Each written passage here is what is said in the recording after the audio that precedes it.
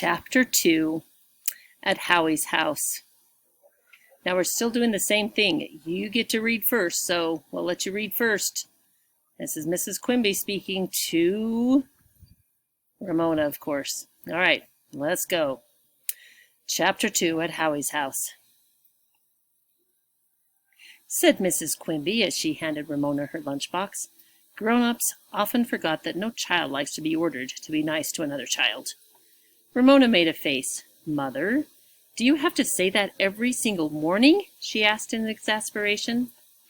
Deep down inside, where she hid her darkest secrets, Ramona sometimes longed to be horrid to Willa Jean. Said Mrs. Quimby with a little laugh. She kissed Ramona and said, Being a member of the Quimby family in the 3rd grade was harder than Ramona had expected. Her father was often tired, in a hurry, or studying on the dining room table, which meant no one could disturb him by watching television. At school, she was still not sure how she felt about Mrs. Whaley. Liking a teacher was important. Ramona had discovered when she was in the 1st grade. And even though her family understood, Ramona still dreaded that part of the day spent at Howie's house in the company of Mrs. Kemp and Willa Jean. Those were the bad parts of the 3rd grade. There were good parts, too.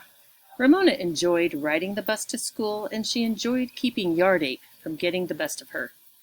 Then another good part of the 3rd grade began, the 2nd week of school. Just before her class was to make its weekly visit to the school library, Mrs. Whaley announced,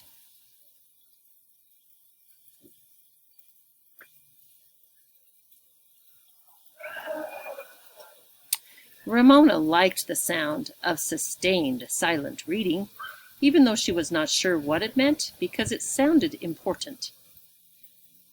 Mrs. Whaley continued,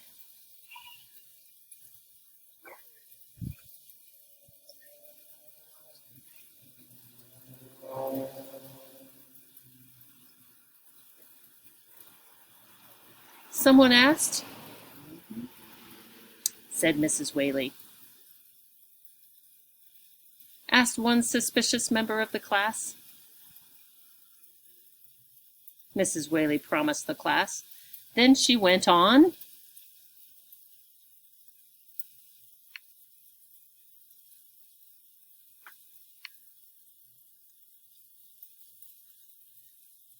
Here she printed 4 big letters on the blackboard. What we have now as whiteboards.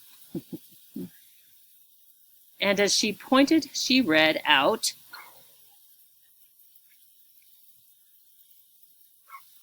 The class thought and thought. Suggested someone? A good thought, but not the right answer. Suggested Yard Ape.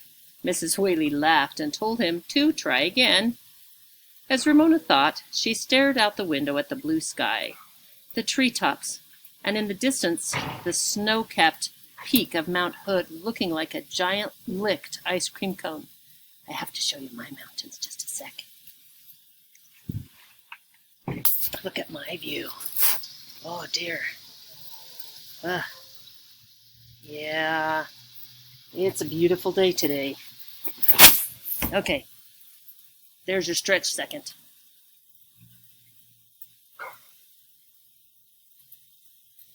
R could stand for run, and A for and. Drop everything and run, Ramona burst out. Mrs. Whaley, who was not the sort of teacher who expected everyone to raise a hand before speaking, laughed and said, Almost right, Ramona, but you have forgotten we are talking about reading. Drop everything and read. Oh, that was you. Chorused the rest of the class. I got so excited because I like drop everything and read too. Ramona felt silly. She should have thought of that herself. Ramona decided that she preferred sustained silent reading to dear because it sounded more grown up. When time came for everyone to drop everything and read, she sat quietly doing her sustained silent reading. How peaceful it was to be left alone in school. She could read without trying to hide her book under her desk or behind a bigger book. She was not expected to write lists of words she did not know, so she could figure them out by skipping and guessing. Mrs. Whaley did not expect the class to write summaries of what they read either, so she did not have to choose easy books to make sure she would get her summary right. Now, if Mrs. Whaley would leave her alone to draw, too, school would be almost perfect. Yes, sustained silent reading was the best part of the day. Howie and Ramona talked it over after school and agreed as they walked from the bus to his house. There they found the two of the new friends he had made at Cedarhurst School waiting with their bicycles. Ramona sat on the Kemps's front steps, her arms clasped around her knees, her sustained silent reading book of fairy tales beside her, and looked with longing at the boys' two bicycles while Howie wheeled his bicycle out of the garage. Because Howie was kind, and because Ramona was his friend, he asked,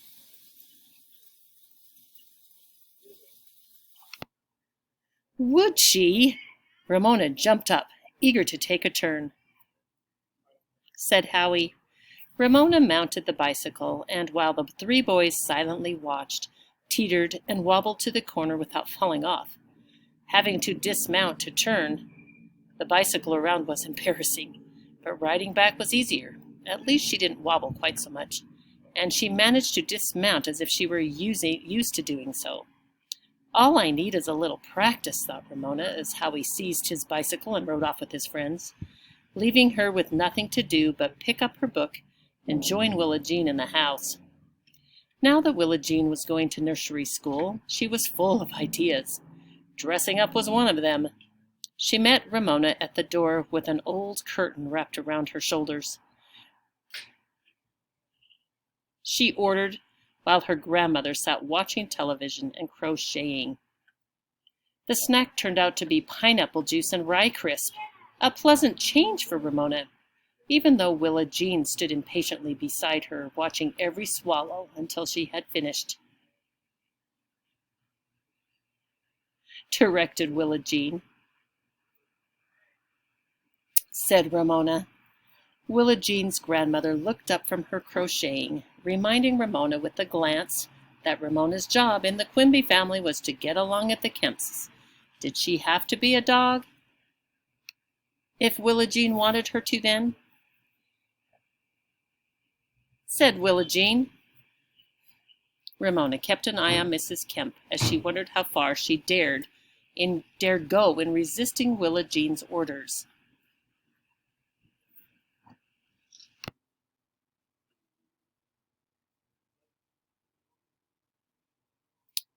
Why? Ramona kept an eye on Mrs. Kemp as she wondered how far she dared go in resisting Willa Jean's orders. Because I'm a beautiful, rich lady, and I say so, Willa Jean informed her. Why am I hitting my elbow? Said Ramona, who felt neither beautiful nor rich, but certainly did not want to crawl around on her hands and knees, barking. Said Willa Jean. Ramona could not argue the justice of this point. She asked to stall for time. She glanced wistfully at her book lying on the chair, the book she was supposed to read at school, but which she was enjoying so much she brought it home. While Willa Jean was thinking, Mrs. Kemp said,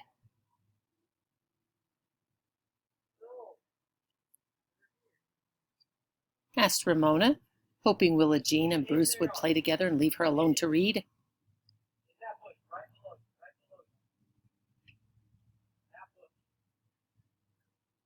Mrs. Kemp. Oh, was Willa Jean's prompt answer. Mrs. Kemp was shocked. Ramona was not shocked. She understood that there must be a second Bruce at Willa Jean's nursery school, a Bruce who did wee-wee in the sandbox. As things turned out, Ramona was saved from being a dog by the arrival of a small boy whose mother let him out of the car and watched him reach the front door before she drove off. Willa Jean ran to let him in and introduced him as Ramona expected. Bruce looked pleased with himself. Mrs. Kemp felt a need to apologize for her granddaughter. Said Bruce. Never mind. Oh, said Mrs. Kemp.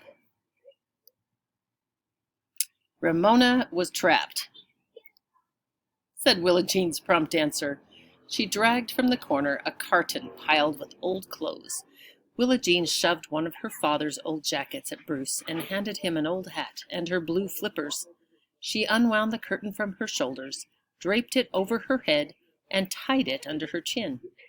Then she hung a piece of old sheet from her shoulders. Satisfied with herself, she handed a torn shirt to Ramona, who put it on only because Mrs. Kemp was watching. Said Willa Jean, satisfied.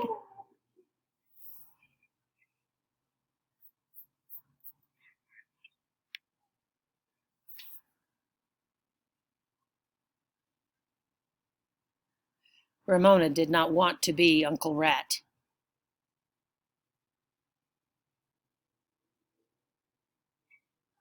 Apparently, this song was popular in nursery school. Ramona hummed too. Willa Jean ordered Bruce. Sang Bruce. Willa Jean stamped her foot. Bruce started over. He sang. Sang Willa Jean. Hummed all three. The two nursery school children looked to Ramona for the next line. Since she did not remember the words used by Uncle Rat to give Mr. Frog permission to marry Miss Mousie, she said Willa Jean, now we will have the wedding whoop party. She seized Bruce and Ramona by the hand. She ordered Ramona. Ramona found Bruce's hand inside the long sleeve of the old coat. His hand was sticky. Directed Willa Jean. Ramona skipped, Willa Jean pranced, and Bruce flapped. They danced in a circle, tripping on Miss Mousie's train and wedding veil and stumbling over Mr. Frog's flippers until Willa Jean gave the next order. Ramona merely dropped to her knees while Willa Jean and Bruce collapsed in a heap, laughing. Above their laughter and the sound of the television, Ramona heard the shouts of the boys outside as they rode their bicycles up and down the street. She wondered how much longer she would have to wait until her mother came to rescue her. She hoped she would arrive before Howie's parents came home from work. Willa Jean scrambled to her feet. She said, beaming, convinced of her beauty in her wedding veil. Over and over the three sang, danced, and fell down. As the game went on and on, Ramona grew bored and varied the words she used to give to Mr. Frog permission to marry Miss Mousie. Sometimes she said, and sometimes she said. Willa Jean did not notice. She was eager to get to the party part of the game where they all fell down in a heap. Still the game went on, over and over, with no sign of Bruce and Willa Jean's tiring. Then Beezus came in with an armload of books. Said Willa Jean, flushed with laughter.